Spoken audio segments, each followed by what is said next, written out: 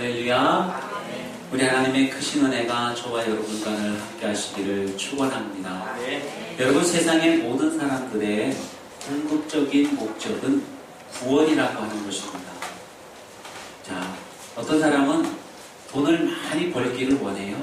그래서 행복하기를 원합니다. 그런데 그 사람의 그 삶의 진짜 목적은 구원에 있다는 거예요. 그런데 구원에 대해서 제대로 알지 못하기 때문에 돈이 많고 행복하면은 그것이 구원이라고 생각을 합니다. 그래서 돈에 집착을 하게 되죠. 자, 어떤 사람들은 극락에 가는 것이 구원이라고 생각을 하는 거예요. 그래서 부처를 열심히 믿으면 또 좋은 일을 많이 하면 극락에 간다. 그것이 구원이다. 이렇게 생각을 하고 절에를 열심히 다니기도 합니다. 어떤 사람은 건강한 것이 구원이야. 병에 약해서 빌빌거리는 것은 안 돼. 그래서 건강하기 위해서 운동도 열심히 하고 좋다는 보약을 다 갖다가 먹습니다. 그리고는 건강해지면은 그것이 구원이라고 생각을 해요. 참된 구원은 거기에 있지 않지요. 구원에 대해서 제대로 알지 못하기 때문에, 구원에 대한 바른 이해가 없기 때문에 각자 나름대로 구원이라고 하는 어떤 목표를 설정해 놓고, 자, 그것을 위해서 최선을 다하고 열심을 냅니다. 그런데 진정한 구원은 거기에 있지 않지요. 우리 예수님께서 구원이 어떤 것인가 하는 것을 우리에게 말씀해 주고 계십니다. 여러분, 우리 그리스도인들은 누구나가 다 구원이라고 하는 것에 대해서 잘 알고 있어요. 우리 예수님이 말씀하셨듯이 오늘 본문 말씀에 보면 이렇게 말씀하고 있습니다. 내가 곧 길이요 진리요 생명이니 나로 말미암지 않고는 아버지께로 올 자가 없다. 이렇게 말씀하셔요. 자, 그러면은 예수님이 말씀하시는 그 구원이라는 게 무엇인가요? 그것은 한마디로 말하면 아버지께로 가는 것입니다. 아멘. 하나님 아버지께로 가는 것이 바로 진정한 구원이라는 거예요. 돈을 많이 버는 것이 아니라, 건강한 것이 아니라, 어떤 명예를 얻고 어떤 지위를 얻는 것이 아니라, 궁극적으로는 아버지께로 가는 것, 그것이 우리 인생의 최고의 목표가 된다는 것입니다. 최종점이 바로 거기가 되어야 된다는 거예요. 그래서 주님께서 말씀하시는 것입니다. 나로 말미암지 않고는 아버지께로 올 자가 없다. 여러분, 하나님 아버지께로 가는 그 길은 바로 예수 그리스도이신 줄 믿으시기를 바랍니다. 성경에서 보면 이 구원에 대해서 여러 가지 다른 말들로 표현을 합니다. 어떤 곳에서는 아버지의 집이라고 말씀하고, 어떤 곳에서는 하나님 나라라고 표현을 하고 있기도 합니다. 또 어떤 곳에서는 그냥 천국이라고 이렇게 말씀하기도 하고요. 어떤 곳에서는 본향이라 이렇게 말씀하기도 합니다. 그런가 하면 또한 어떤 곳에서는 영생이라고 표현을 하기도 해요. 자, 영생이나 하나님 나라나 아버지의 집이나 천국이나 본향이나 다 똑같은 곳이고, 그곳에 가는 것이 바로 구원이라고 하는 것입니다. 우리 예수 그리스도로 말미암아서 우리는 다 구원받은 성도들이에요. 예수님을 믿기 때문에 이미 구원을 받았고, 이제 장차 우리는 아버지 하나님 집에 가게 된다고 하는 것입니다. 그런데 이러한 그 구원에 대한 올바른 이해가 없으면 엉뚱한 데로 가는 거예요. 잘못된 길로 갑니다. 잘못된 것을 바라보게 되고 그것을 추구하기 위해서 잘못된 그러한 길을 가게 된다고 하는 것이지요. 마틴 로이드 존스 목사님이 계십니다. 조술도 많이 하고 좋은 그런 설교들도 많이 하신 그러한 목사님인데요. 이분이 사람에게 있는 마음 두 가지, 진실이라고 하는 것과 진리라고 하는 두 단어에 대해서 설명을 하시는데요. 여러분들 다 진심이라고 하는 것 굉장히 좋아하시지 않습니까? 난 너를 사랑해, 진심이야, 그러지 않습니까? 너 그거 진심이야? 여러분, 우리는 누구나가 다 위선이 아닌 진심을 좋아합니다. 그리고 또 하나는 뭐냐면은 진리라고 하는 단어예요. 바르냐, 올바르냐 하는 것입니다. 자, 이 진심과 진리에 대해서 이렇게 설명을 합니다. 진심이라든가 혹은 그와 비슷한 말인 진지함 혹은 열정, 최선을 다하는 것, 이런 것들은 같은 부류에서 볼 수 있지요. 자, 이것은 마치 자동차에다가 넣는 연료와도 같다는 거예요. 그 연료가 충분하고 그러면은 이 자동차 시동을 탁 걸을 때 엔진이 살아나고 거기서 동력이 발생을 하게 됩니다. 이 동력, 뭔가 그냥 밀고 나가려고 하는 그 힘, 그게 바로 진심이라는 거예요. 그 마음 중심에 참이 있으면 밀고 나가게 된다는 거예요. 또 최선을 다하게 되는 것이고 열정을 다하게 되는 것이고 그렇다는 거고요. 자, 이것은 마치 자동차의 연료와 같아요. 그래서 키를 넣으면 동력이 발생합니다. 사람들이 자동차를 좋아하는 사람들이 많이 있습니다. 저도 자동차를 좋아해요. 자, 특히 남자들은 자동차를 많이 좋아합니다. 그래가지고 어떤 자동차를 좋아하냐면은 힘이 좋은 자동차, 마력수가 높은 자동차, 이 배기량이 크고 그래서 키를 탁 넣어서 시동을 걸면은 그냥 빌빌빌빌 이렇게 시동이 켜지는 게 아니라 웅웅 이러면서 뭔가 좀 굵직한 그런 힘 있는 소리를 팍팍 내는 그러한 차들을 좋아해요. 그래서 어떤 젊은이들은 힘이 없는데도 힘이 센 것처럼 자동차를 보이기 위해서 머플러에 구멍을 뚫습니다. 그런 소리가 커지는 거예요. 그러면 주변에서 다 돌아보고 야, 저 차는 힘이 좋은가 보다 그렇게 생각을 하거든요.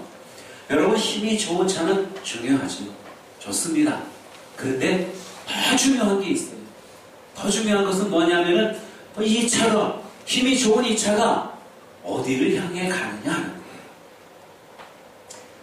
올바른 길로 가느냐, 아니면 낭떠러지를 향해 가느냐, 절벽을 향해 가느냐, 바다를 향해 가느냐, 어디로 가느냐 하는 게 훨씬 중요하다는 것이죠. 바로 진리라고 하는 것은 방향성을 의미합니다. 그러니까 자동차에 있어서 연료, 힘, 파워, 이것은 진심이라고 한다면 방향, 어디로 가느냐 하는 것은 바로 진리라고 하는 거예요. 그 진리가 훨씬 중요하다고 그렇게 말씀을 하십니다. 오늘 성경 말씀에 보면은 예수님께서 내가 곧 길이요, 진리요, 생명이다 이렇게 말씀하셨어요.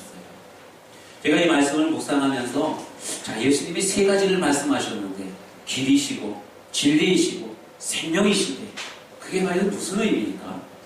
여러분, 쉽게 생각하면 그렇습니다. 길이라고 하는 것은 방법을 의미해요. 혹은 자격증을 의미하기도 합니다. 예를 들어서 제가 부산을 가요. 김필순 권사님이 지금 부산에 가 계십니다. 동생분 암 수술하고 그 간호하기 위해서 내려가 계시느라고 교회를 못 와요. 제가 가고 싶어요. 김필순 권사님 보고 싶어요. 위로하고 기도해드리고 싶어요. 그래가지고 가야 되는데 가는 길이 없어요. 왜 길이 없습니까? 표를 안 끊었기 때문에. 그죠? 예. 자, 가는 길은 여러 가지가 있습니다. 고속도로를 통해 갈 수 있고, KTX를 타고 갈 수 있고, 비행기를 타고 갈 수 있어요. 가는 방법들을 길이라고 주님이 말씀하고 있어요. KTX를 타기 위해서는 KTX 티켓을 끊어야 되는데, 이 티켓은 뭡니까? KTX를 탈 수 있는 자격을 의미하는 거예요. 그죠? 자동차를 몰고 가도 거기에 기름을 넣어야 되는데, 이게 뭐예요? 자격이에요. 예. 그러니까 이런 길, 부산을 가는데 어떻게 가느냐, 어떤 방법으로 가느냐, 어떤 자격으로 가느냐, 이것을 길이라고 주님께서 표현하고 있습니다. 아버지 하나님께로 가야 되는데 어떤 자격을 가지고 가느냐, 그 자격을 가지고 예수님의 이름, 그 자격을 가지고 우리가 가게 되는 줄로 믿습니다. 네. 자, 진리라고 하는 것은 뭐예요? 진리는 올바로 가느냐 하는 거예요. 올바로. 부산을 가려고 그러는데 엉뚱하게 딴 데로 가면 어디로 빠졌다 그래요? 삼천포로 빠졌다 그래요. 엉뚱한 데로 가는 거예요. 그러면은 부산에 못 가는 거예요. 진리가 아니면 안 된다는 얘기예요. 오직 예수 그리스도를 통해야만 바른 길로 갈 수 있다고 주님이 또한 말씀하고 있는 것입니다. 생명은 무엇일까요? 생명은 힘이 역동성을 말하는 거예요. 역동성을, 열정을 의미하는 것입니다. 갈 수 있는 능력을 말하는 거예요. 권능을 말하는 거예요. 자, 그러니까 하나님 아버지께로 갈 수 있는 자격, 하나님 아버지께로 갈 수 있는 올바른 방향, 하나님 아버지께로 갈 수 있는 모든 권능과 열정, 이러한 것들이 어디로부터 와요? 예수 그리스도를 통해서 우리에게 온다고 주님이 그렇게 말씀하고 있는 것입니다. 여러분, 어디로 가느냐 하는 것, 목적지가 어디냐 하는 것, 그것이 정말로 중요하다는 것이죠. 그게 바로 진리인 것입니다. 우리의 인생도 마찬가지예요. 성공하는 인생, 구원을 이루는 인생이 되기 위해서는요, 힘이 필요합니다. 기술도 필요해요. 그래서 우리 학생들이 공부를 하는 거예요. 기술을 얻기 위해서, 자격을 얻기 위해서. 그래서 이 공부를 하게 되는 것입니다. 그런가 하면은 더 중요한 것은 방향이에요. 무엇이 되려고 하느냐 하는 것입니다. 어떤 삶을 살려고 하느냐 하는 거예요. 공부 열심히 하는데 무조건 공부 열심히 하는 것도 좋지만 분명한 꿈, 분명한 어떤 목적지를 바라보고 그리고 공부를 해야 된다는 거예요. 그것을 위해서 공부해야 된다는 거예요. 공부의 목적, 일하는 것의 목적, 땀 흘리는 것에 대한 목적, 그 목적이 분명해야 된다고 주님이 말씀하고 있는 것입니다. 우리 예수님께서도요, 이 땅에 오셔서 행하시는 그 일들 가운데 이렇게 셋으로 나눠보면은 예수님의 생명력, 즉 능력, 이것이 있고 또 예수님의 그 방향, 이것도 있고요. 또 예수님의 그 방법, 길, 이런 것들도 우리가 살펴볼 수가 있습니다. 자, 예수님께서 40일 금식을 하셨어요. 그리고는 유대 광야에 가서 40일 금식을 하고는 마귀에게 이끌려서 시험을 받으십니다. 시험 받을 때에 마귀가 뭐라고 그래요? 예수님 40일을 굶었으니까 얼마나 배가 고프십니까? 자, 여기 돌멩이가 있는데 떡을 만들어 드세요. 그죠? 자, 예수님이 돌멩이로 떡을 만들어 드실 수 있겠습니까? 없겠습니까? 충분히 있으신 거예요. 그런데 아니다 하고는 말씀하셔요. 아니다는 거예요. 여러분, 예수님께서 이 마귀의 그 유혹을 물리칠 수 있는 그 힘, 그것은 과연 어디로부터 나왔을까요? 예수님의 힘은 성령님이시고 말씀이신 줄로 믿으시기 바랍니다. 하나님의 말씀이 예수님의 능력이고 예수님의 힘이 되셨어요. 하나님의 영, 그 성령께서 예수님과 함께할 때에 예수님께서 모든 일들을 이루실 수 있는 그러한 힘이 나타나셨다는 것입니다. 우리들도요, 하나님의 말씀에 복 젖어 있으면, 하나님의 성령이 우리에게 충만하면 그러한 힘을 얻을 수가 있게 되는 거예요. 진정한 믿는 사람으로서의 생명이 우리에게 주어진다고 하는 말씀입니다. 자, 이 마귀가 또한 이 예수님에게 이렇게 유혹을 하는 거예요. 예수님, 뭐 그렇게 힘들게 하십니까? 자, 높은 성전에서 한번 뛰어내려 보십시오. 그냥 나에게 절 한번 하십시오. 그럼 내가 천하만국을 다 주고 온 세상 사람들이 야, 예수님께 박수를 칠 것 아니겠습니까? 하고는 그렇게 마귀가 유혹을 하는 거예요. 자, 이 하나님의 뜻을 이루기 위해서 예수님께서 이제 길을 걸어가셔야 되는데 그 길은 어떤 길입니까? 고난의 길이요, 십자가의 길인 거예요. 낮아짐의 길이요, 조롱을 받는 길입니다. 아픔의 길인 거예요. 그게 마귀가 와가지고 왜 그렇게 어려운 길을 가십니까? 그냥 쉽게 가세요. 그런데 예수님께서는 아니라는 거예요. 예수님이 하나님 아버지께 순종함으로써 걸어가시는 그 길은 십자가의 길이에요. 아버지 하나님의 말씀에 온전히 순종하는 그 길을 걸어가고 계시는 것입니다. 자, 무엇을 위해서요? 예수님께서 무엇을 위해서 이 땅에 오셨죠? 딱 두 가지를 들 수가 있습니다. 하나는 죽어가는 영혼들, 우리 사람들을 구원해서 아버지께 보내기 위해서 그래서 오셨어요. 또 하나의 목적은 뭡니까? 하나는 하나님 아버지께 영광을 돌리기 위해서 예수님이 이 땅에 오신 거예요. 아멘. 네. 우리 예수님을 생각할 때마다 여러분 그날 고백을 하시기 바랍니다. 아, 예수님께서 나를 구원하려고 이 땅에 오셨습니다. 아멘. 말해보세요. 예수님께서 나를 구원하려고 이 땅에 오셨습니다. 아멘. 또 한 번 했습니다. 예수님께서 아버지께 영광을 돌리려고 이 땅에 오셨습니다. 자, 예수님의 이 땅에 오셔서 행하신 모든 삶의 방향은 바로 그거였어요. 죽은 사람을 살리는 것, 아버지께 영광을 돌리는 것이었습니다. 자, 이 사도 바울에게는 열정이 있었어요. 우리 사도행전에 보면 사도 바울이 나오죠. 이 사도 바울이 바울 되기 전에 사울이라는 이름을 가지고 믿는 사람들을 핍박할 때에도 사도 바울은 열정이 있었습니다. 얼만큼 열정이 있었을까요? 성경 말씀에 보면은 열심의 특심이었다, 그렇게 표현을 합니다. 이 대제사장들에게 공문을 하나 받았습니다. 무슨 공문이에요? 예수 믿는 사람들 잡아다가 옥에다 가둬라 하는 그런 공문입니다. 영장이에요, 영장. 그것을 받아가지고 예루살렘으로부터 출발을 해서 다메섹으로 가고 있습니다. 다메섹으로 가고 있는데 그 시각이 언제냐면은 정오였다 그랬어요. 난 12시. 여러분, 중동에서의 난 12시는요, 모든 사람들이 다 잠자는 시간이에요. 제가 성지순례를 몇 년에 갔다 왔는데, 그때 당시에는 제가 이 축농증도 있고 두통이 좀 있었습니다. 많이 있었어요. 지금은 하나님이 다 가져가셨어요. 비행기를 타고 내려서 관광버스를 타고 숙소에 도착을 했는데 머리가 너무 아픈 거예요. 도저히 다음날 여행을 할 수가 없어요. 그래서 다른 분들은 관광버스를 타고 이제 저 여리고로 해서 사해바다로 쿰란도글로 마사다로 이렇게 여행을 하는데 저는 못 갔어요. 그냥 베들레헴 거기 호텔 숙소에서 혼자 지내고 있습니다. 그런데 마침 또 갔는데 신고 갔던 등산화가 밑창에 떨어져 갖고 덜렁덜렁 하는 거예요. 더 이상 신고 다닐 수가 없어요. 그래서 숙소에 있다가 에이 모르겠다. 신발이나 하나 사신으로 가야겠다. 그리고는 아침 먹고 좀 쉬었다가 나가서 그 베들레헴의 아랍인들이 운영하는 상점회를 갔거든요. 갔는데 이게 웬일인지요. 가는 데마다 상점들이 문을 다 닫아놓은 거예요. 도대체 무슨 일일까? 물어보니까 거기에는 이 낮 12시 그 시간대에는 다 문을 잠그고 그리고 잠을 자는 시간이라는 거예요. 잠을 자는 시간이라는 거예요. 왜냐하면은 한낮에는 너무 뜨겁기 때문에 너무 떼약볕이기 때문에 나가서 활동하는 사람이 없다는 거지요. 자, 이 사마리아 여인이 물을 길러 언제 나왔어요? 정오에 나왔어요. 왜 그랬을까요? 다른 사람들 다 잠자는 시간에 그 사람들하고 마주치지 않으려고 우물가에 물 길러 정오에 왔다는 거예요. 그러다 예수님을 만난 겁니다. 사도 바울이 지금 다메섹으로 가고 있는데 예수님을 만날 그 시각이 언제냐면은 정오라는 거예요.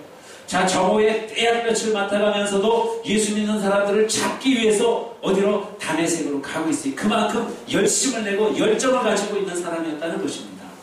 그런데 그가 예수님을 만났어요.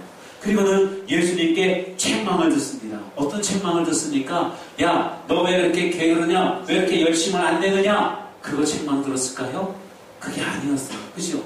예수님께 책망 들은 것은 방향성에 관한 책망이었습니다. 잘못된 길을 걸어가고 있다는 거예요. 가기는 열심히 걸어가고 있는데 최선을 다해 걸어가고 있는데 그 길이 잘못되었다는 거죠. 그래서 예수님께 책망을 듣게 된 것입니다. 그리고는 예수님을 만나고 그가 변화되어졌어요. 이제는 방향을 바로 잡았습니다. 여러분, 우리가 살아가면서 어떤 때는 정말 지치고 힘이 없어 쓰러질 때도 있어요. 누구나 그럴 수 있습니다. 그러나 괜찮아요. 조금 쉬면 하나님께서 새 힘을 부어주십니다. 그럼 힘을 얻어서 다시 나갈 수가 있어요. 어떤 때는 보면 우리가 살아가다가 삶에 어떤 기술이 모자랄 때가 있어요. 스킬이 부족해갖고 넘어질 때도 있어요. 괜찮습니다. 하나님께서 지혜를 주시고 또 힘을 주시면 다시 일어나서 갈 수가 있는 거예요. 그런데 방향이 잘못되어지면은 이건 정말 큰일입니다. 방향이 잘못되어지면은 그것을 깨닫는 순간 어떻게 돼요? 180도 돌아서야 된다는 거예요. 그렇지 않습니까?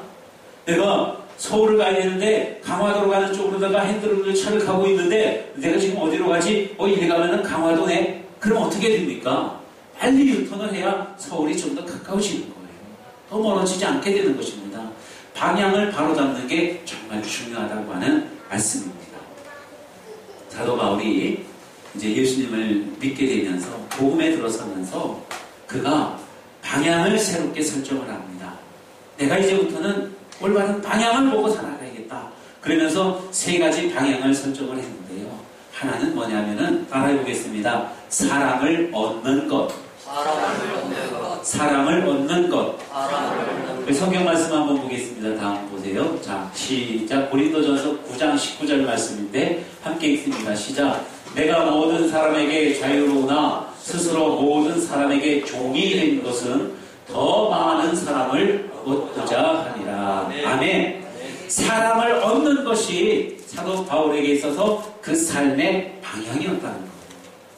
내가 비록 자유인이지만 종처럼 살아도 괜찮아요. 내가 많은 것을 소유했지만 다 잃어버려도 괜찮아요. 사람을 얻을 수 있다고 한다. 여러분, 우리 예수님께서 이 땅에 오신 이유가 뭐라 그랬습니까? 사람들을 구원하는 것이라고 말씀했어요. 사람을 구원하는 것은 곧 사람을 얻는 것입니다. 그 사람을 얻어서 종으로 부려먹으려고요, 내 말 잘 듣게 하려고요, 그게 아니라는 거예요. 그 사람들에게 영생을 주고 하나님 자녀가 되게 하기 위해서. 여러분, 그래서 사람을 얻는 그 일에 열심을 내는 그러한 모습을 우리가 볼 수 있는 것입니다. 예수님께서 내가 이 땅에 온 것은, 인자가 이 땅에 온 것은 섬김을 받으려 함이 아니라 섬기려 하고 모든 사람들에게 종이 되려고 이 땅에 왔다고 주님이 말씀하고 계십니다. 예수님이 오신 것도 사람을 얻기 위해서 이 땅에 오셨다고 말씀하고 있어요. 사도 바울도 내가 이제 사람을 얻기 위해서 자유인이지만은 종된 모습으로 살겠다 말씀하고 있습니다.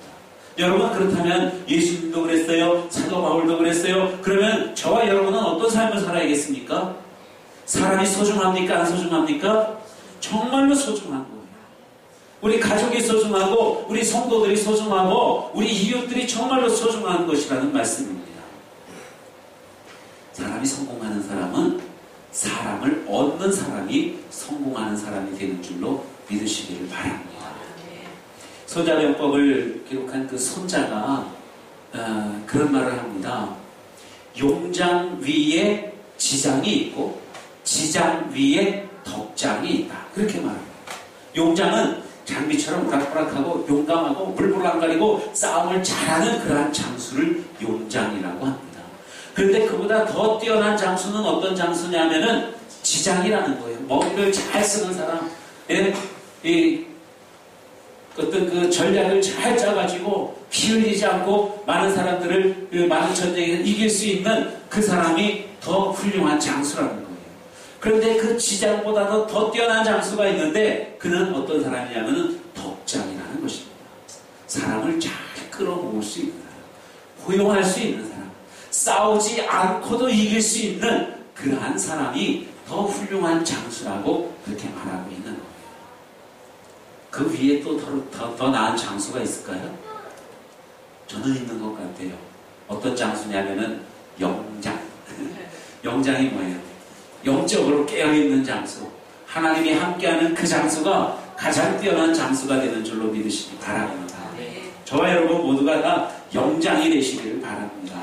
여러분, 사람을 얻는데 인생의 방향을 고정시킬 수 있기를 바랍니다.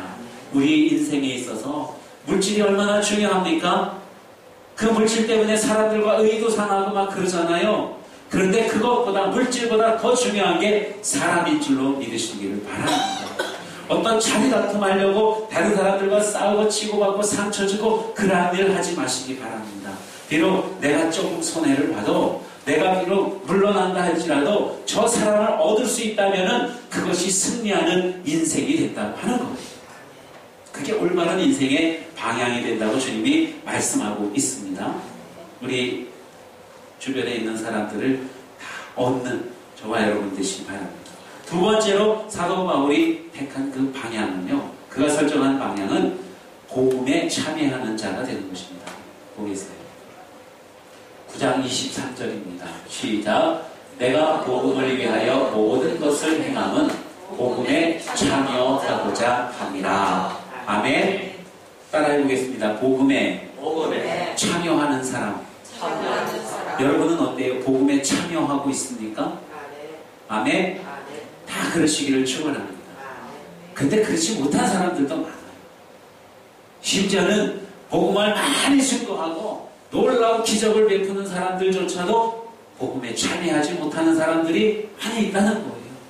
마태복음 7장에 보면은 예수님께 어떤 사람들이 와요. 주여 주여, 내가 주의 이름으로 병도 고치고 귀신도 쫓아내고 이렇게 많이 했는데요. 그러니까 주님이 뭐라고 말씀하십니까? 불법을 행하는 자들아, 나는 도무지 너를 알지 못한다 하고 말씀하시거든요. 내가 주님의 일을 많이 한다고 해서 복음에 참여한 게 아니에요. 정말 복음에 젖어 있는 그러한 사람이 되야겠다는 거죠. 사도 바울은 아픈 기억이 있었어요. 이 문제에 대해서 말입니다.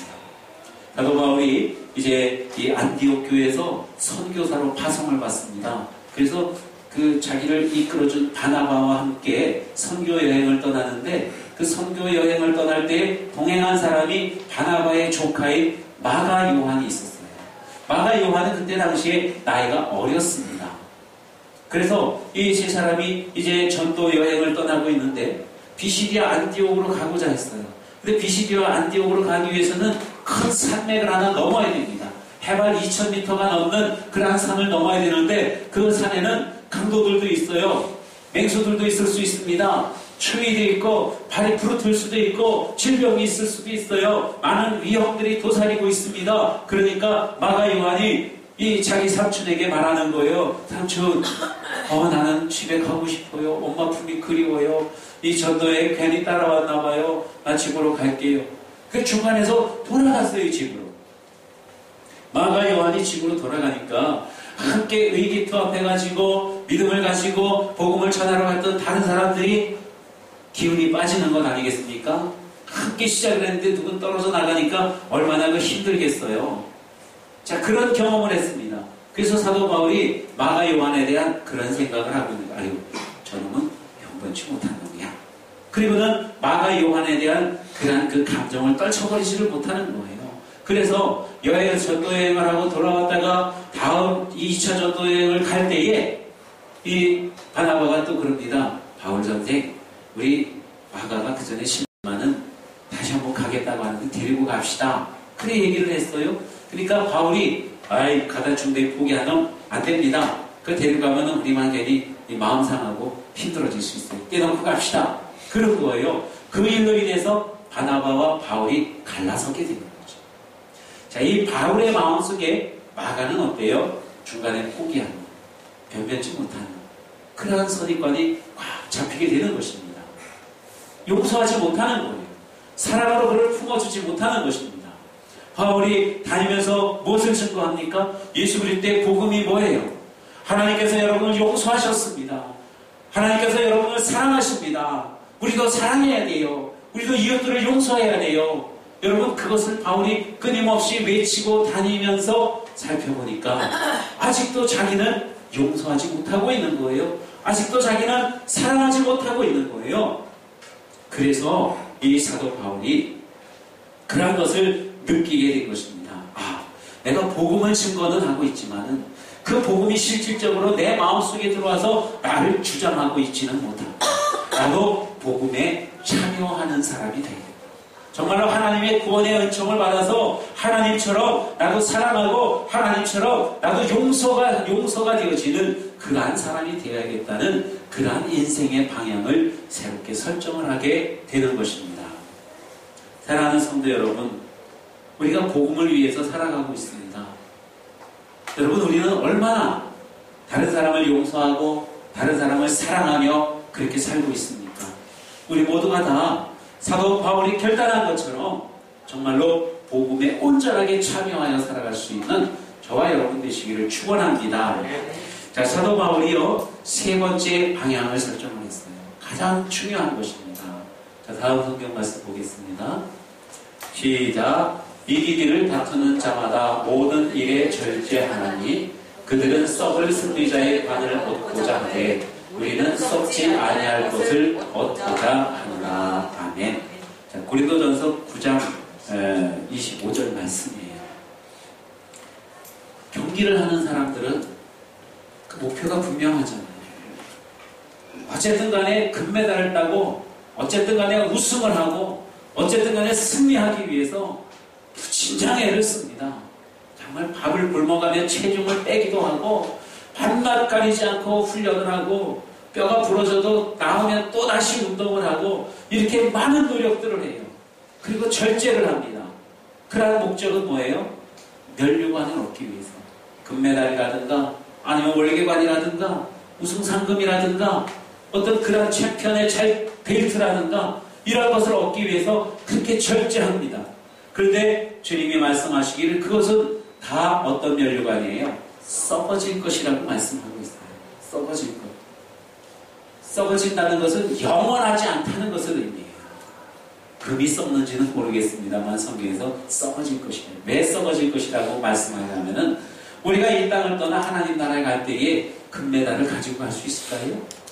없지요.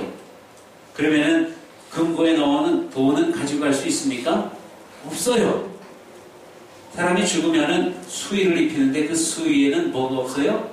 주머니가 없어요. 왜? 돈을 못 갖고 가기 때문에, 돈 갖고 갈 필요가 없기 때문에, 가져갈 수가 없기 때문에, 그래서 주머니가 없는 거예요. 여러분, 우리가 이 세상 떠나 아버지 하나님 나라로 갈 때 가지고 가지 못하는 것은 다 어떤 거예요? 썩어지는 거예요. 그런데 세상 사람들은 그 썩어질 것을 위해서 얼마나 많이 애쓰고 얼마나 많은 노력을 하고 있습니까? 하물며 우리가 알고 있는 썩지 않는 멸류관이 있다는 거예요. 아버지 하나님 나라에서 하나님께서 우리에게 주실 그 표대가 있다고 하는 것입니다. 여러분, 우리는 그것을 바라보며 살아가야 돼요. 썩어질 것, 변화되어지는 것, 움직이는 것, 그것을 목적으로 살아가는 것이 아니라 영원한 것을 목적으로 살아가는 우리 그리스도인이 되어야 된다는 것입니다. 성경 말씀에 보면 썩을 것을 바라보다가 실패한 사람들이 많이 있어요. 자, 동화가 있습니다. 어렸을 때에 성경 동화책을 통해서 본 동화인데 토끼와 거북이라는 동화가 있어요. 둘이 뭐를 하죠? 경주를 하는 거예요. 토끼와 거북이가 의기투합했습니다. 저 산 꼭대기에 있는 소나무까지 누가 빨리 가나 경주하자. 준비 땅 해서 출발을 했어요. 자, 거북이는 뭘 바라보면서 가요? 거북이는 그냥 산에 있는 나무, 자기의 목표 지점만 바라보면서 꾸준하게 가는 겁니다. 꾸준하게 가는 거예요. 토끼는 달려가다 뭘 바라봤을까요? 거북이를 보는 거예요. 거북이 보니까 거북이가 늘늘이 귀여우거든요. 그러니까 아이고 저 녀석 보니까 한 잔 짜도 되겠구나. 잠을 자다 그만 시간을 놓쳐버려가지고 거북이에게 승리를 빼앗겨버리고 마는 것입니다. 목표를 바르게 바라봐야 되는데 엉뚱한 걸 바라보면 안 됩니다. 성경에도 아벨이라고 하는 사람은 제사를 드릴 때 누구를 바라보면서 제사를 드렸어요? 하나님을 바라보면서 제사를 드렸어요. 가인은 누구를 바라보면서 제사를 드렸을까요? 가인은 아벨을 보면서 제사를 드린 거예요. 하나님하고 상관없이 저놈보다 내가 나아야 돼, 이러한 마음을 가지고 하나님 앞에 제사를 드리니 하나님께서 그 제사를 받지 않으셨다고 하는 것입니다. 아벨을 바라보니까 하나님을 볼 수가 없는 거예요. 그래서 아벨을 쳐 죽이게 되는 것입니다. 여러분, 이러한 예는 또 있어요. 사울 임금이 있습니다. 사울 임금이 처음에는 하나님을 잘 의지하는 사람이었어요. 하나님께서 다윗을 그의 옆에 보내주셨습니다. 자, 하나님을 바라보던 그 사울이 하나님을 바라보지 않고 누구를 보는 거예요? 다윗을 보는 거예요. 다윗을 보니까 사람들이, 백성들이 외치기를 이 사울은 천천히요, 다윗은 만만이라. 다윗을 보니까 나보다 인기가 더 올라가는 거예요. 그러니까 마음속에 시기와 질투, 이런 것이 생기게 되는 것입니다. 이성을 잃어버리는 거예요. 하나님을 제대로 찾지 못하고 죄악 가운데 빠지게 되는 것입니다. 우리가 바라봐야 될 분명한 목표가 있어요. 그것은 바로 예수 그리스도이십니다. 하나님 나라, 그것을 우리가 바라보면서 살아야 된다고 하는 말씀입니다. 우리 예수님께서는요, 이 땅에 오셔서 많은 기적을 베푸셨어요. 우리 누구나가 다 잘 알고 있는 오병이어의 기적이 있습니다. 보리떡 5개, 물고기 2마리를 가지고 남자의 숫자만 5,000명이나 되는 그 많은 사람들을 배불리 먹였어요. 12광주리가 남았습니다. 놀라운 기적이죠. 여러분, 그 당시에는 먹고 사는 게 가장 큰 문제가 아니겠습니까? 예수님은 보니까 먹고 사는 문제를 잘 해결해 주시는 분이에요. 그러니까 사람들이 야, 저분이 우리의 왕이다, 저분을 우리의 왕으로 삼자, 그러는 거예요. 자, 예수님이 왕이 되신다는 거예요. 자, 이 땅에 살아가는 동안에 왕이 되면 그보다 더 좋은 게 뭐가 있겠어요? 그죠? 아마도 예수님께서 그 왕이라고 하는 그 자리를 바라보셨다고 한다면 오병이어의 기적 후에 그 자리에 눌러 앉으셨을 것입니다. 그래, 이제부터 내가 왕이다, 나를 섬겨라. 아마 그리 하셨을 거예요. 그런데 예수님은 왕의 자리를 바라보신 게 아니에요. 사람을 구원하고 아버지께 영광을 돌리기 위해서 그 자리를 박차고 다른 곳으로 떠나시게 되는 것입니다. 더 귀한, 내가 바라보는 더 귀한 것이 있다는 거예요. 그게 바로 예수님의 표대예요. 저와 여러분이 바라봐야 되는 그 표대, 하나님 아버지의 나라가 되는 것입니다. 사랑하는 성도 여러분, 우리는 방향을 잘 설정해야 됩니다. 인생의 목적을 분명히 해야 됩니다. 왜 사느냐? 무엇 때문에 사느냐? 무엇을 바라보며 사느냐? 무엇을 위해 살아가느냐? 그러한 방향 설정을 올바르게 해야 돼요. 예수님처럼 사도 바울처럼 오직 아버지 하나님의 영광을 바라보고 하나님께서 기뻐하시는 것처럼 우리 사람들을 얻어서 정말 하나님께로 올려보내는 그러한 그 목표를 가지고 살아가는 저와 여러분 되시길 축원합니다. 기도하겠습니다. 은혜로우신 아버지 감사드립니다. 우리가 참으로 연약하지만 하나님께서 우리를 하나님의 자녀로 삼아주셨사오니 아버지 하나님의 예전에 우리가 바라보던 그러한 모든 것들을 버리게 하시고 이제는 하나님이 기뻐하시는 것을 바라보며 살아가는 저희들이 되게 하옵소서.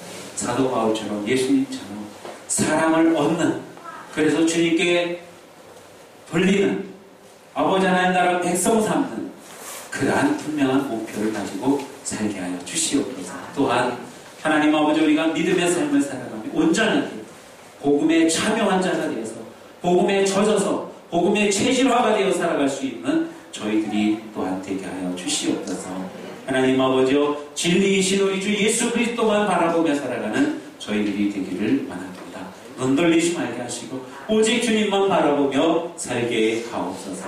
감사드리며 예수님의 이름으로 기도하옵나이다. 아멘.